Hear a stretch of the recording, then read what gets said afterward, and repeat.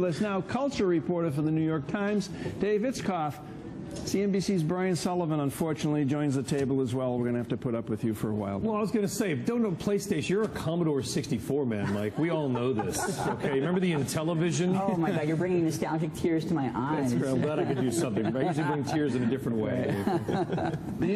Were you surprised at the response online to the interview? You know, I actually was, because we first saw just the theatrical numbers for the movie, which were so-so. It was about, you know, $2.8 million, which is kind of mediocre even for 300 screens. But then to see another 15 million come from the downloads, I mean, you know, there's not really much to compare it to, because the studios tend to not want to release their movies online simultaneously with theatrical. But for, you know, an online release, that's pretty decent. One of the more surprising reactions to the movie itself, once it was available online, largely online, at least to me, was the reaction in China toward the movie, where you would have thought it was a combination of Gone with the Wind, Butch Cassidy and the Sundance Kid, greatest movie of all time. Why so? You're exactly right. Tremendous interest, tremendously favorable reaction. What it tells you is there's a deep wellspring of antipathy, or worse, from the Chinese perspective towards North Korea. It's the typical case of a country that's been doing a lot for another country. North Koreans are seen as ungrateful. They never listen. They cost money. So the resentment in China is thick. And that's actually an interesting sign. What it tells me, moving away from the movie business for a second, is the United States might have a little bit of scope in talking to China about distancing them from North Korea. So the idea that China would move away from North Korea, and then well within the next, say, decade, we could see a reunification of the Korean Peninsula, that issue is now on the agenda. This movie is quite revealing for what it tells us. Could you imagine Seth Rogen and James Franco responsible for reuniting the peninsula? Unlike Dennis Rodman, they may actually accomplish some good in Korea.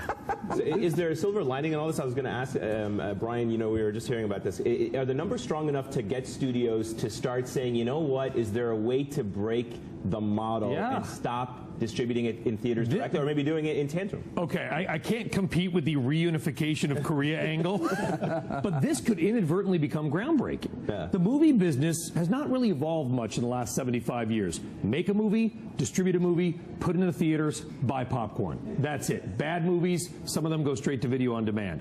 Now you've got iTunes, you've got YouTube, which is Google, $5.99 rentals for this movie, plus they created their own distribution platform, a website called ctheinterview.com for $5.99, but they built their own platform, is the point. It's run by some third party.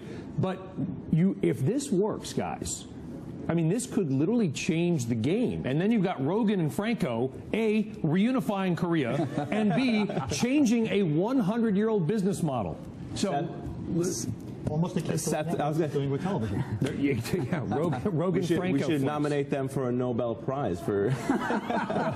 Never mind the Academy Award. Yeah, no, go straight to the Nobel. They're changing the world. Well, let me ask you a movie person question. Okay, it cost $44 million to make the interview, according to marketing. I don't know what. Right, probably another $35 million. On that, so $80 million altogether. Can this movie make its money back? I think it's going to be really challenging. I mean, it's very nice to think that someday we won't have to schlep out to the shopping malls and pay $15 for, you know, popcorn that tastes like shredded newspaper. But really, I don't think the studio owners do not really want to go this route. They want you paying, you know, the $15, $20 movie ticket.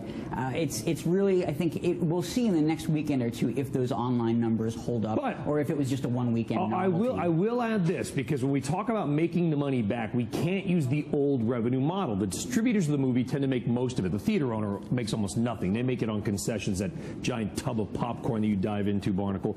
But we don't know how much money. Why so harsh with me? With butter. Because you started with the whole, we got to have him on set. Anyway, we don't know how much of a percentage the studio is making from this online distribution. If they're getting 95% of the cut, versus their usual, 20%, the distributor makes the most of the money in the first couple of weeks, they could make the money back. Right, and I think I have to believe that, you know, some of the big name participants that we've been talking about, I mean, they must have back end as well. If the movie never comes out at all and they don't get at least a little taste of that, I mean, think of the lawsuits we could have seen. And also, you're talking about marketing this movie for a theater that never got released. Had it been, they certainly would have been able to maybe make the money. But going forward, if it is in fact digitally released, the marketing budgets will change, the strategy of how you advertise, all of that will change. But also, if you look at the history of the internet, everything we know would say what we're seeing here is going to happen. Disintermediation. You get rid of the in-betweeners. Theaters are in some ways an in-between stop. If you can go directly from the producer of content to the viewer, cut out theater,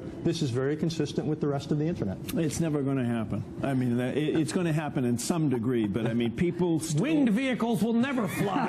No, I tell you what, you're never going to be able to replicate the magic of sitting inside a theater. Yeah, it's true. Well, have you been to a theater in New York lately? They're not particularly magic. Well, yeah, but still. But to Mike's point, he is right. I want to go 10 because they o'clock got the in the morning. stereo sound, they've got the, the booming, they got the 100-inch, 200, 400-inch screens, whatever it is. Some of those theaters at Best Buy that I saw, home entertainment, this past holiday season, were very impressive with the 3D. Like the drive-in movie theaters. They're not going away either, right, Mike? I love driving. They actually are making a comeback. My problem is I keep leaving and I take the sound thing with me.